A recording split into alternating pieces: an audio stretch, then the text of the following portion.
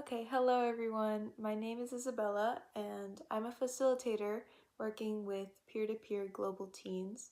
Um, so to start off, I started working with peer-to-peer global teens in 2024 at the age of 16.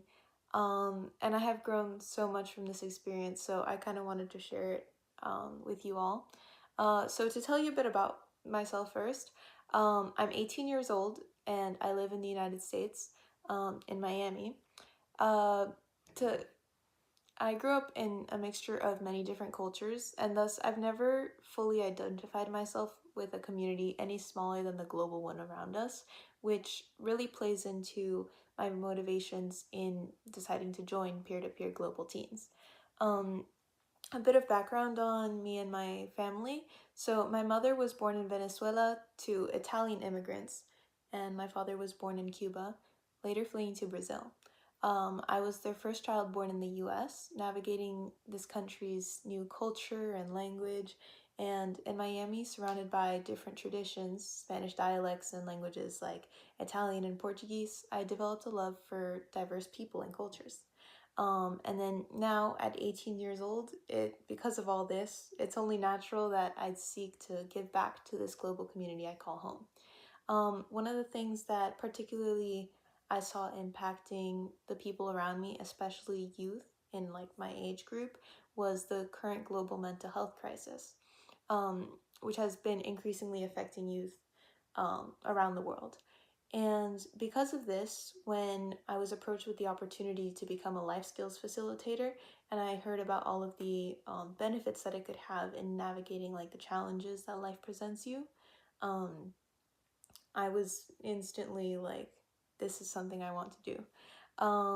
So I resolved to become a life skills facilitator, engaging weekly with youth around the world.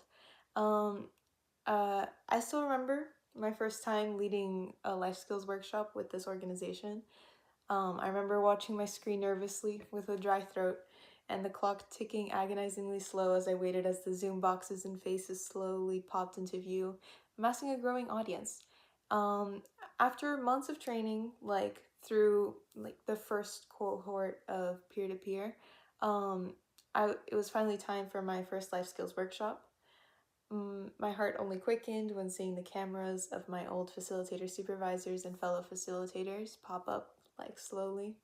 And although doubt remained in the corner of my mind at first, I was thinking things like, oh, am I really prepared? What if I stutter too much? Um, Personally, like my struggle with public speaking was one of the main things deterring me from being able to like really fully dedicate myself at first. And I was like, am I really prepared? But after pushing past my initial like quivers in my voice, I quickly acclimated, becoming more comfortable presenting the material, which I had practiced and grown to know beforehand. Since we have to develop the presentation or like the decking slides ourselves, that helps you really get to know the material, um, and like be able to explain it with a level of depth that could actually like reach and connect to other people. And I found one of the most important things I found is that the more that I like teach the same life skills, like one of the ones that I've taught quite a few times or facilitated have been self-awareness and empathy. And those two ones are very important to like our everyday interactions with people. And as someone who absolutely loves people just in every way possible, um, these have really played into my life to an extent that I can't even begin to describe. Um, and each time that you like interact with these life skills and like meet new people and like hear new experiences with the different reflection questions and engagement questions that we have, even you as a facilitator start to like learn more about the life skills. um so one of the things that really helped me at the beginning, um like when first starting the session, was starting with an icebreaker with participants, especially when it's a cohort that you haven't had previous workshops with. This really helps everyone to like get to know each other and feel more comfortable participating, which because of like the nature of life skills, um, like requiring so much reflection in your daily life and then being able to apply it, it's not just like school that you could like memorize different facts and like write notes and be like, okay, now I'm ready. You have to really understand how it plays into your life. You need to know your own behaviors, your own past, and be able to reflect on all that and then apply it forward. And thus, because of that, active participation is super necessary. So at first I was worried, like, how will I be able to get other people to participate in these workshops? And the easiest way is starting with icebreakers, because it really develops that foundation of trust for people to be more open in both listening and participating and reflecting, which allows for more open mind to be able to grow, but develop that growth mindset necessary for life skills. So I remember for my first workshop, as I was saying, with these icebreakers, lessening like my starting anxiety, I was able to instead focus on the core of our mission, which was helping these youth navigate like their stressful lives through a healthy mindset. Um,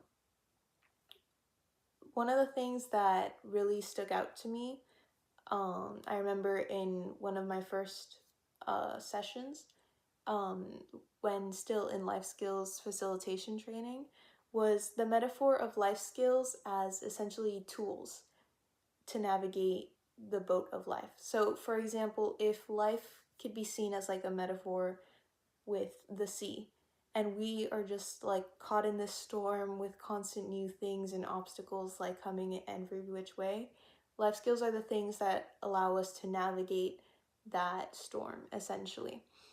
So they don't fix your life automatically, but they give you like the tools to be able to be better prepared, which is a very essential thing for everyone to be able to have. After the first workshop, I knew instantly that this was something I love doing. Getting to hear each participant's like personal stories varying across so many different cultures, from like Nigeria and India to like Haiti and even Belgium. But like being able to see that common like thread of human struggle and understanding like how our life skills play into that, like our interpersonal communication, and like even throughout differences in like social structures and the way that we view each other and the world around us, all of these life skills were still able to like help us in our daily lives.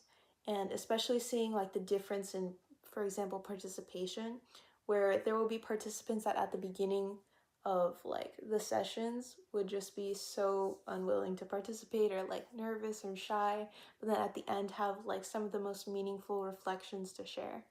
And that's honestly super beautiful.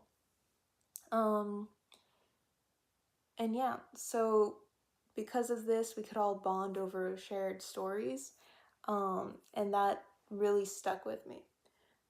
Since then, I've continued to lead several workshops for life skills, on an ever ongoing journey in navigating the sea of life, now with more informed life skills to best navigate that journey set before us.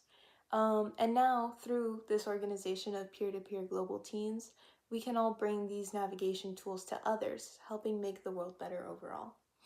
And the more that you bring it to others, the more it develops in you as well. The skills that I've developed for interpersonal communication, empathy, perseverance, and dedication will provide me the foundation for my future aspirations as well.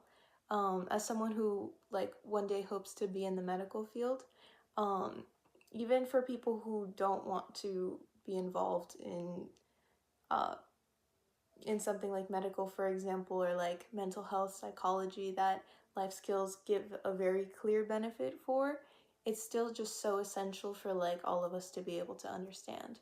And in the future, I hope to be able to apply these skills to continue serving underserved communities of youth around the world. Thank you.